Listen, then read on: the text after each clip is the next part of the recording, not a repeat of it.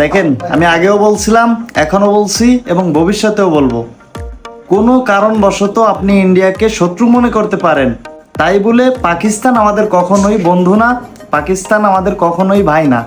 এটাই বাস্তব।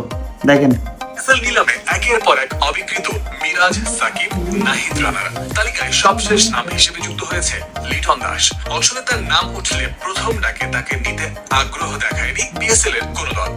পিএসএল এর চলমান নিলামে অলরাউন্ডারদের সেটে প্রথম নামটাই ডাকা হয় সাকিব আল হাসানের। 2,20,00,000 রুপি ভিত্তি মূল্যে নাম দিয়েছিলেন সাকিব। তবে বাংলাদেশের তারকা এই অলরাউন্ডারকে নিতে আগ্রহ দেখায়নি কোনো ফ্র্যাঞ্চাইজি, যার ফলে প্রথম ডাকে অবিকৃত থাকবেন সাকিব। এর আগে এবার নিলাম থেকে প্রথম বাংলাদেশী হিসেবে দল পেয়েছেন রিশাদ হোসেন। সাকিবের মতো প্রথম ডাকে আমার কথাগুলো শুধুমাত্র খেলাধুলা নিয়ে।